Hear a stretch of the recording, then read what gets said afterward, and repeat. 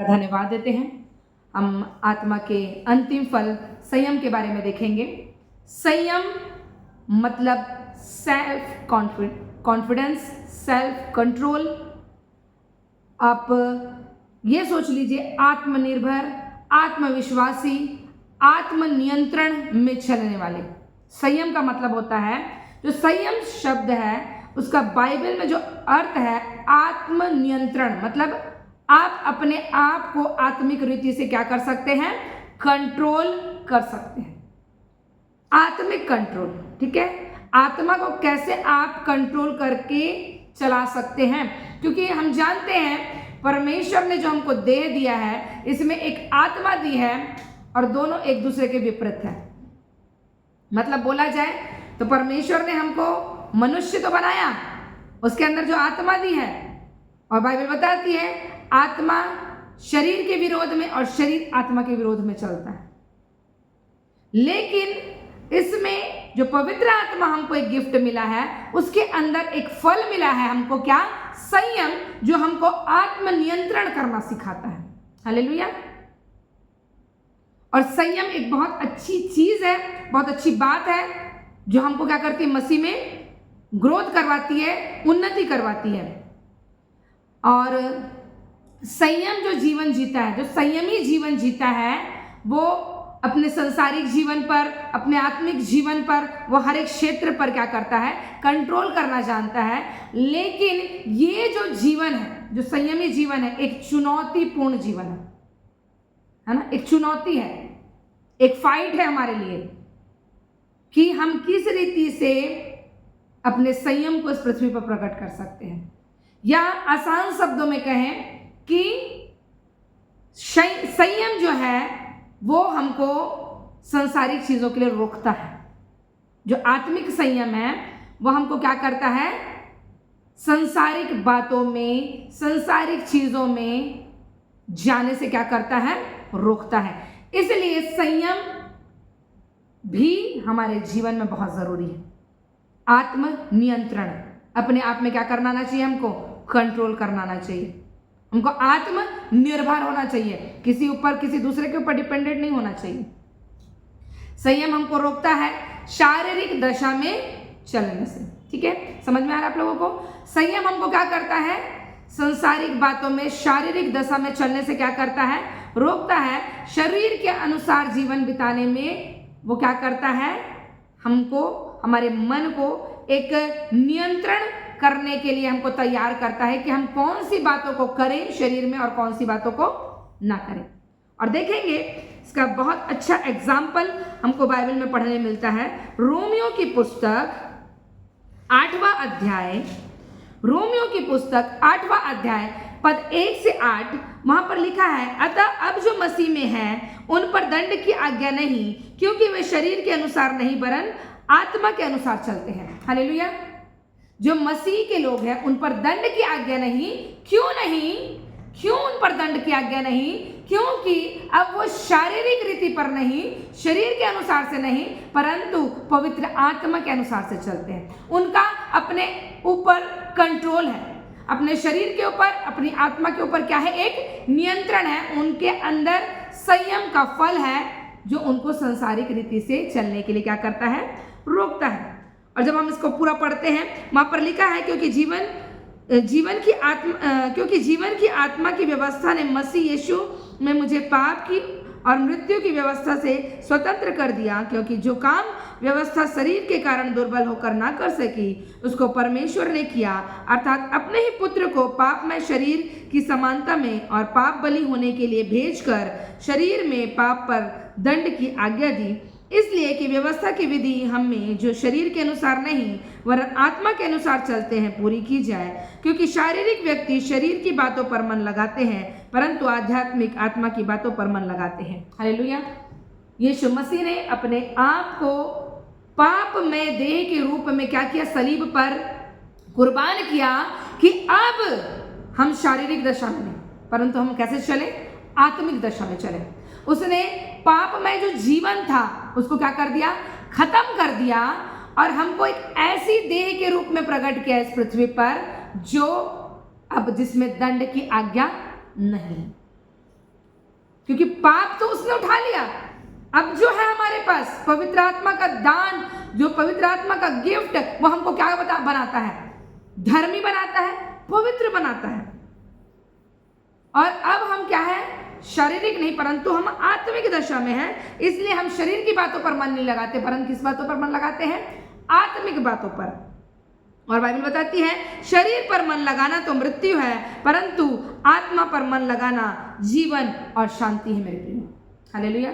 जब हम संसारिक थे, हम प्रभु को नहीं जानते थे, हम क्या थे? पापी थे, और शारीरिक बातों पर क्या लगाते थे? मन लगाते थे। परंतु अब जब हम प्रभु के बारे में जाने, प्रभु की निकटता में आए, आत्मा हमें, पवित्र आत्मा हमें पिलाया गया, और उसके जब 9 फल हमारे अंदर हैं, अब क्या है? अब हमारा नियंत्रण है। अब हमारी आत्मा हमारे कंट्रोल में है, क्योंकि एक पवित्र आत्मा हमको दिया गया है जिसने हमको बताया है कि मेरे अंदर संयम का फल है, और मैं क्या कर सकती हूँ? अपनी देह पर, अपनी आत्मा पर क्या कर सकती हूँ? मैं कंट्रोल कर सकती हूँ प्रियो। हालेलुया। अब बाइबल बताती है क्योंकि शरीर पर मन लगाना तो परमेश्वर से बैर रखना है, क्योंकि ना तो परमेश्वर की व्यवस्था के अधीन है और ना हो सकता है, और जो शारीरिक दशा में है वे परमेश्वर को प्रसन्न नहीं कर सकते। अगर आज भी हम शरीर की दशा में हैं, शरीर को देखते हैं, शरीर की बातों पर ही मन लगाते हैं, हम परमेश्वर को प्रसन्न नहीं कर सकते प्रियो। इसलिए हमको आत्मसंयम, आत्मनियंत्रण ये हमारे जीवन में होना बहुत जरूरी है। अगर हम शारीरिक दशा में हैं तो परमेश्वर हमसे खुश नहीं है। हमको क्या करना पड़ेगा? अपने जीवन में वो संयम के फल को क्या करना पड़ेगा मेरे प्रियो? बढ़ाना पड़ेगा। लोग क्या करते हैं? संयम और धीरज को क्या कर देते हैं? जोड़ देते हैं। हाँ, संयमी बनो, धीरज रखो। संयम रखना मतलब धीरज धरना, वो दोनों चीज क्या हो गई? एक है। जबकि दोनों क्या है? अलग अलग चीज है, दोनों का मतलब नहीं है एक दूसरे के साथ। संयम, मैंने बताया संयम जो शब्द है जो बाइबल में इस्तेमाल किया है, उसका ग्रीक में मतलब है सेल्फ कंट्रोल, मतलब अपने आप में नियंत्रण रखना। और धीरज क्या देखा था हमने? धीरज कि विकट और कठिन परिस्थिति में हम क्या कर सकते हैं? अपने आप को उसमें भी हम क्या रख सकते हैं? स्थिर रख सकते हैं। यहां कोई विकट परिस्थिति नहीं है, यहां पर क्या करना है? आपको अपने आप को कंट्रोल करना, अपने मन को भागने नहीं देना है संसार में। चलो ये कर लेते हैं, चलो कहीं घूम आते हैं, चलो मेला लगा है, चलो आज प्रार्थना मीटिंग छोड़ देते हैं, कोई बात नहीं है, ऑनलाइन रिकॉर्ड होता है, बाद में देख लेंगे। कंट्रोल नहीं है, मतलब हमारे अंदर संयम का फल नहीं है। अगर मैं अपने मन पर, अपने देह पर कंट्रोल रख रही हूं, मीन्स मैं क्या कर रही हूं? संयम रख रही हूं। हालेलुया। नीति वचन 29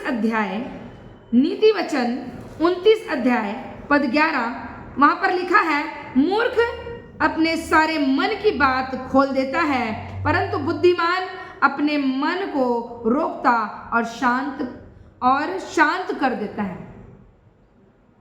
क्या होता है? मुंह पे कंट्रोल नहीं रख पाते। संयम आपके विवेक को कंट्रोल करता है, आपके मुंह को कंट्रोल करता है, आपके सुनने को कंट्रोल करता है, आपके देखने को कंट्रोल करता है, आपके हार्ट को कंट्रोल करता है कि क्या कौन कौन सी बातों में हमको मन लगाना है।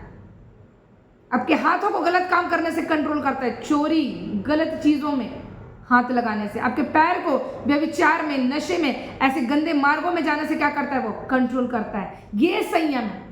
बाइबल बता रही है मूर्ख अपने सारे मन की बात क्या कर देता है? खोल देता है, सबको बता देता है। क्या सोचता है वो? कि मैं सबको बताऊंगा तो सब क्या सोचेंगे? अरे वाह, बहुत अच्छी बात है। लेकिन जो बुद्धिमान है अपने मन को क्या करता है? वो रोक के रखता है, कंट्रोल करके। हर एक बात हर एक किसी को नहीं बताना। क्या आप जानते हैं कौन व्यक्ति स्पिरिचुअल है, कौन नहीं है? अगर वो आत्मिक नहीं है, वो आपकी बातों को समझेगा नहीं। और ऐसी बातें, कई बातें ऐसी होती है जो चुगली के रूप में क्या हो जाती है? फैल जाती है। तो बुद्धि क्या करता है? जो संयम है वो क्या करता है? हमको अपने मुंह पर भी क्या करता है? लगाम लगाना सिखाता है। 13 अध्याय इसी का, नीति वचन 13 अध्याय पद 3 में लिखा है, देखेंगे उसको भी पढ़ेंगे। 13 अध्याय पद 3, वहां पर लिखा है कि जो अपने मुंह की चौकसी करता है वह अपने प्राण की रक्षा करता है, परंतु जो गाल बजाता है उसका विनाश हो जाता है। अब सोचिए, जो अपने मुंह की चौकसी करता है, अपने मुंह को जो कंट्रोल में रखता है, वो क्या करता है? अपनी प्राण की रक्षा करता है। जो अपने मुंह पर संयम को स्थापित करके रखता है। अगर मेरे मुंह में संयम नहीं है, मैं सारी बातों को बोल दे रही हूं, जो आ रहा है उस चीज को बोल दे रही हूं, संयम नहीं है, कंट्रोल नहीं है, मेरे प्राण क्या है? घात होने के लिए। मैं रक्षा नहीं कर रही हूं उसकी, मैंने उसको ओपन करके रख दिया है। इसलिए कई जगह हम प्रभु के बड़े बड़े दासों को सुनते हैं, अपने मुंह को हमको उतना ही खोलना है जितना औरों के लिए और हमारे लिए लाभ के लिए है वो। हालेलुया। तो हम अपने मुंह की चौकसी करें और वही शब्द निकालें जिससे हमारे प्राणों की क्या हो सके मेरे प्रियो? रक्षा हो सके। हालेलुया। पहला पत्रस देखेंगे, पहला पत्रस 4 अध्याय पद 7। पहला पत्रस 4 अध्याय पद 7, वहां लिखा है, सब बातों का अंत तुरंत होने वाला है, इसलिए संयमी होकर प्रार्थना के लिए सचेत रहो। हालेलुया। सब बातों का क्या होने वाला है? अंत होने वाला है। हम जानते हैं आकाश और पृथ्वी जलाए जाने के लिए रखी है। सब बातें क्या हो जाएगी इस पृथ्वी की? नष्ट हो जाएगी, खत्म हो जाएगी। सब चीजों का क्या हो जाएगा? अंत हो जाएगा। इसीलिए बाइबल बताती है, इसीलिए संयमी होकर क्या करना है? प्रार्थना करना है और हमको सचेत रहना है। हालेलुया। कंट्रोल रखकर, हर एक बातों को देखते हुए भी क्या करना है? कंट्रोल रखना है और प्रार्थना करना है और सचेत रहना है। देखे होंगे जब रात को सो जाते हैं तो एक सिक्योरिटी गार्ड पूरे नगर में घूमता है, सीटी बजाएगा, जो भी है चिल्लाएगा, और क्या उसका सीटी जो बजाना है वो क्या इंडिकेट करता है? कि जागते रहो, है ना। ऐसी नींद में मत सो कि चोर आए, चोरी करे और हमें पता भी ना चले। बाइबल भी बताती है हमको क्या रहना है? सचेत रहना है, सचेत और संयमी, कंट्रोल में रहना है। कैसी मेरे को प्रार्थना करनी है? आपको ये चीजें कौन सिखाएगा? जब संयम का फल होगा तब तो कंट्रोल रखना सीखेंगे हम अपने जीवन में। गीत तो बहुत अच्छा गाना गा लेते हैं आत्मा के 9 फलों के बारे में, प्रेम, आनंद, शांति, धीरज, कृपा, भलाई, विश्वास, नम्रता और संयम। आत्मा से भर जाए, आत्मा के फल लाएं। आत्मा से भर चुके हैं मेरे प्रियो, पवित्र आत्मा ऑलरेडी हमारे अंदर है, लेकिन क्या वो फल दिख रहा है? संयमी होकर प्रार्थना करना है और सचेत रहना है। बाइबल बताती है सही शब्दों का चुनाव करना है हमको प्रार्थना में, कि मेरी प्रार्थनाएं कैसी होनी चाहिए। बाइबल बताती है घंटों घंटों खड़े होकर जो लोग प्रार्थना करते हैं, क्या शब्द है उनके 1 घंटे में? क्या वो कोई रिजल्ट को लेकर आते हैं? तो ये भी जानना जरूरी है कि मेरे शब्द क्या हो? चुने हुए हो। और मेरे मुंह में क्या हो? कंट्रोल। मेरा मुंह क्या रहे? चौकसी करे किसी भी बातों के लिए। प्रार्थनाओं में भी लोग क्या करते हैं? एक दूसरे की ताड़ना कर देते हैं।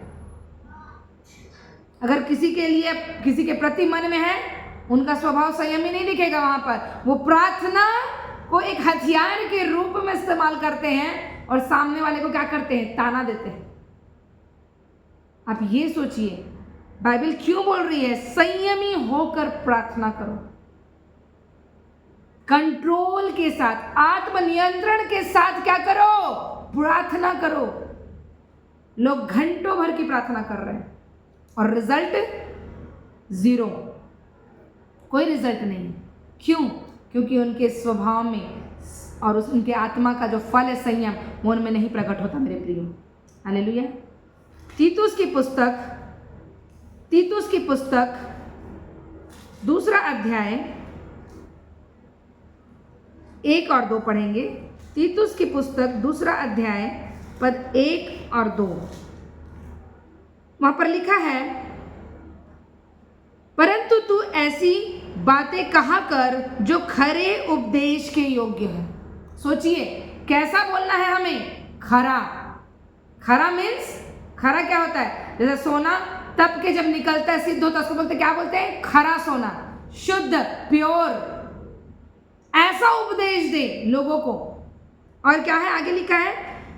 अर्थात बूढ़े पुरुष सचेत और गंभीर और संयमी हो और उनका विश्वास और प्रेम और धीरज पक्का हो जाए। हालेलुया। संयमी बन जाए, कंट्रोल करना सीख जाए। ऐसा वचन दो लोगों को, ऐसा खरा उपदेश दो कि सामने वाले के जीवन में आत्मनियंत्रण का फल क्या हो जाए? एक्टिव हो जाए। सिखाना पड़ेगा। बहन, आपके जीवन में संयम का फल हो। मैं आपको ब्लेस करता हूं, आत्मा के 9 फलों से भर जाओ, कुछ नहीं होने वाला। संयम तो है नहीं, नम्रता तो है नहीं, प्रेम तो है नहीं, भलाई तो दिखती नहीं, धीरज भी नहीं है, कठिन परिस्थितियों में डगमगा जाते हैं दुनिया को देखकर, संसार में ज्यादा लगाव है। कहाँ है आत्मा का फल? दिखेगा। बाइबल बताती है जो संसार से प्रीति रखता है वो परमेश्वर से क्या करता है? बैर को रखता है। खरा उपदेश। इसी 2:6 से 15 तक की जब आप पढ़ेंगे वहां पर लिखा है कि ऐसे ही जवान पुरुषों को भी समझाया कर कि संयमी हो। जवान लोग भी क्या रहे? आत्मनियंत्रण में रहे। जवानों को ज्यादा हड़बड़ी रहती है हर एक चीज की, हर एक क्षेत्र में जाने की, हर एक चीजों को क्या करने की? चखने की। बाइबल सिखा रही है कि जवान पुरुषों को भी समझाया कर कि वो क्या रहे? संयमी हो। सब बातों में अपने आप को भले कामों का नमूना बना। तेरे उपदेश में सफाई, गंभीरता और ऐसी खराई पाई जाए कि कोई उसे बुरा ना कह सके, जिससे विरोधी हम पर कोई दोष लगाने का अवसर ना पाकर लज्जित हो। कोई दोष ना लगा सके। अपने कैरेक्टर को ऐसा बना लो आत्मनियंत्रण के द्वारा। एक एग्जाम्पल बन जाओ, बोल रहा है बाइबल। एक एग्जाम्पल बन जाओ लोगों के लिए कि आप कैसे अपने देह पर, अपने शरीर पर, अपनी आत्मा पर कंट्रोल कर सकते हैं। और जब उपदेश करें, परमेश्वर के वचन को बताएं, सफाई, गंभीरता और खराई उसमें दिखाई दे कि कोई हम पर क्या ना कर सके? दोष ना लगा सके। वैसे ही दासों के लिखा है, दासों को भी समझा कि अपने अपने स्वामी के अधीन रहे। मतलब पूरी बाइबल आपको बोल रही है कि सही उपदेश को दो, जिससे आप अपने जीवन में, अपनी आत्मा में कंट्रोल करना सीख सको। प्रचारकों को देख लो, पवित्र आत्मा से भरने के लिए अभिषेक, वरदान, आशीष, अरे सब भरा पड़ा है, सब दिया है परमेश्वर ने हमको। वो तो आया ही इसीलिए कि हम अनुग्रह पाए, हम पवित्र आत्मा का दान पाए, हम आत्मिक आशीषों से भरे, संसारिक आशीषों से भरे। बाइबल पूरी आशीषों से भरी पड़ी है, भविष्यवाणियों से भरी पड़ी है। चलना कौन सिखाएगा? खरा उपदेश कौन देगा? कौन सिखाएगा कि आत्मा के फल क्या हैं और कैसे एक्टिव हो सकते हैं आपके जीवन में? इसलिए प्रियो, परमेश्वर ने ऐसी अगुवाई की कि हम इन 9 फलों के विषय में सीखने पाए हैं। हालेलुया। जब पूरा आप पढ़ेंगे 2 अध्याय, वहां पर आपको खरा शिक्षा, कैसी खरी शिक्षा आपको देनी है, कैसे अपने आप को खरा बना के रखना है एक सिद्ध मनुष्य के रूप में। संयम के विषय में आपको मिलेगा उसमें।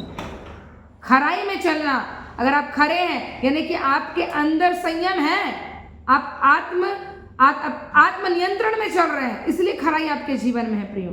हालेलुया। 1 कुरिन्थी उसका 9वां अध्याय, 1 कुरिन्थी 9वां अध्याय उसका 24 से 27 पढ़ेंगे। वहां पर लिखा है, क्या तुम नहीं जानते कि दौड़ में तो दौड़ते सब ही हैं, परंतु इनाम एक ही ले जाता है। तुम वैसे ही दौड़ो कि जीतो। हर एक पहलवान सब प्रकार का संयम करता है। वे तो एक मुरझाने वाले मुकुट को पाने के लिए ये सब करते हैं, परंतु हम तो उस मुकुट के लिए नहीं करते हैं जो मुरझाने का नहीं। इसलिए मैं तो इसी रीति से दौड़ता हूँ, परंतु लक्ष्यहीन नहीं। मैं भी इसी रीति से मुक्कों से लड़ता हूँ, परंतु उसके समान नहीं जो हवा पीटता हुआ लड़ता है, परंतु मैं अपनी देह को मारता कुटता और वश में लाता हूँ, ऐसा ना हो कि औरों को प्रचार करके मैं आप ही किसी रीति से निकम्मा ठहरूं। पौलुस बता रहा है, पौलुस ये बोल रहा है कि दौड़ में दौड़ते क्या हैं? सब लोग हैं। हम किस में हैं? हम मसीह की दौड़ में हैं। बहुत से लोग दौड़ रहे हैं। हम जानते हैं स्वर्ग में हमारे लिए क्या रखा है? एक मुकुट रखा हुआ है। अब पौलुस बोल रहा है कि जब व्यक्ति जो पहलवानी करता है, जो कुश्ती लड़ता है, जो दौड़ को दौड़ता है, वो क्या करता है? 25 पद में सब प्रकार का संयम करता है। वो नशे में, व्यभिचार में, गलत चीजों में वो संयम करता है। कई चीजों में परहेज, खाने में, अपने डाइट को कंट्रोल करने में वो एक नियंत्रण करके चलता है। लेकिन वो किस लिए कंट्रोल करता है अपने आप को? कि वो यहाँ का मुकुट जीत सके। अब बाइबल बताती है यहाँ का मुकुट क्या है? मुरझाने वाला, एक समय तक के रहने वाला है। परंतु हमको ऐसा आत्मनियंत्रण करना है क्योंकि हम आत्मिक दौड़ में हैं और उस मुकुट को पा सके जो मेरे स्वर्गीय परमेश्वर ने मेरे लिए रखा है। और ये मुकुट आपको कौन दिला सकता है? ये सम्मान आपको कौन दिला सकता है? संयम का फल, आत्मनियंत्रण का जो फल है, ये आपको दिला सकता है। मेरे प्रियो, हमें क्या करना है? अपने जीवन को परमेश्वर के हाथ में समर्पित करना है। प्रियो, हम कुछ नहीं कर सकते अपने से। हमारी इतनी हैसियत नहीं थी, लेकिन परमेश्वर ने, बाइबल बताती है, उसने हमको घूरे से उठाकर हमको चट्टान पर खड़ा किया, हमको शिरोमणि बनाया। शिरोमणि जो मुकुट सर पर धारण किया जाता है, हमको सर में बैठाया है अपने। बोलते हैं ना, कोई बच्चा अपनी माता पिता का ना सुने तो उसका बोलते हैं इसको अपने सर में चढ़ा लिए, है ना? इसलिए तो इतना नहीं सुनता किसी की बात। परमेश्वर हमको क्या किया है? अपने सर में बैठाया। हमको इतना प्रेम करता है कि उसने हमको क्या किया है? शिरोमणि बनाया है। शिरोमणि मतलब जो ताज पहनते राजा महाराजा, उसके बीच में जो मणि लगा रहता है, उस रूप में परमेश्वर ने हमको तैयार किया कि हमारा क्या हो सके? सम्मान हो सके। लेकिन हम जांचे कि मेरे जीवन में क्या संयम का फल है? क्या मैं शिरोमणि होने के लिए चुनी गई हूं या चुना गया हूं? क्या हम उस धावक के समान दौड़ रहे हैं जिसका कंट्रोल हर एक बातों में है? हम संसार को नहीं देख रहे, केवल हम परमेश्वर के वचन को देख रहे हैं और परमेश्वर के पीछे दौड़ रहे हैं, चल रहे हैं। प्रभु यीशु मसीह को एक एग्जाम्पल मानकर उसके पद चिन्हों पर चल रहे हैं हम। बहुत जरूरी है मेरे प्रियो इन बातों को जानना। अंतिम वचन देखेंगे हम, फिलिपियों की पुस्तक 4 अध्याय 11 और 12 पद। फिलिपियों 4 अध्याय पद 11 और 12, वहाँ पर ये लिखा है, ये नहीं कि मैं अपनी घटी के कारण ये कहता हूँ, क्योंकि मैंने यह सीखा है कि जिस दशा में हूँ उसी में संतोष करूँ। मैं दीन होना भी जानता हूँ और बढ़ना भी जानता हूँ। हर एक बात और सब दशाओं में मैंने तृप्त होना, भूखा रहना और बढ़ना घटना सीखा है। हालेलुया। पौलुस कलीसिया को कह रहा है कि यह नहीं कि मैं अपनी घटी के कारण ये कह रहा हूं, क्योंकि हम जानते हैं वो एक बिजनेसमैन था, संपन्न था, लेकिन वो शिक्षा दे रहा है कलीसिया को कि मैंने सीखा है कि मैं हर एक दशा में क्या कर सकता हूं? कंट्रोल कर सकता हूं। मैं आत्मनिर्भर हूं, मैं घटना भी जानता हूं, मैं बढ़ना भी जानता हूं, मैं भूखा रहना भी जानता हूं, मैं हर एक दशा में तृप्त रहना क्या करता हूं? जानता हूं। यानी कि पौलुस ये बोल रहा है कि मेरे अंदर आत्मा का फल जो संयम है वो एक्टिव है। मैं हर एक परिस्थिति को क्या कर सकता हूं? झेल सकता हूं। इसलिए वो वचन कहता है 13वें पद में कि जो मुझे सामर्थ्य देता है उसमें मैं सब कुछ कर सकता हूं। हालेलुया। परमेश्वर का वरदान, पवित्र आत्मा, गिफ्ट हमारे अंदर है और उसके फल, फ्रूट्स, वो भी हमारे अंदर है। लेकिन प्रियो, जब हम वचन में मनन नहीं करेंगे, नहीं चलेंगे, नहीं सीखेंगे, ये फल हमारे जीवन में कभी भी दिखने नहीं पाएगा। पौलुस सिखा रहे कलीसिया को, मैं जो तुमसे दान मांगता हूं वो अपने लिए नहीं, मैं इसलिए मांगता हूं कि तुम्हारी बढ़ती हो। जब आप इसको पूरा पढ़ोगे 19 तक के, तो परमेश्वर का दान किस रीति से हमारी घटी को पूरा करने के लिए, किस रीति से वो बोल रहा है कि तुम कलीसिया की सहायता करो, तुम प्रभु के लोगों की सहायता करो, ये तुम्हारे लाभ के लिए। जब आप आगे पढ़ेंगे, पौलुस बोल रहा है कि मैं अपना मेरे अंदर ये चीज़ है कि मैं सेल्फ कंट्रोल में चलता हूँ, मुझे किसी की ज़रूरत नहीं। क्योंकि हम जानते हैं उसका व्यवसाय था टेंट सिलने का, और दिन में वो मसीह के वचन को उपदेश दे देकर, सुसमाचार सुना कर लोगों के जीवन को बदलता था, और रात में अपने व्यवसाय में ध्यान देता था। लेकिन वो बता रहा है, वो सिखा रहा है कि किस रीति से तुम्हारे जीवन में जो संयम का फल है वो क्या हो जाए, एक्टिवेट हो जाए। हालेलुया। परमेश्वर पिता का धन्यवाद देते हैं। आज जो हमारे आत्मा के फल जो हम सीख रहे थे, 9 फल आज समाप्त होते हैं, और परमेश्वर पिता आप सभी को बुद्धि, ज्ञान और समझ की आत्मा से परिपूर्ण करें कि आप इन फलों को अच्छे रीति से सीख सकें, समझ सकें, और अपने जीवन में इन आत्माओं के फलों से आप भरते जाएं। परमेश्वर पिता आप सभी को बहुतायत की आशीष दे। God bless you all.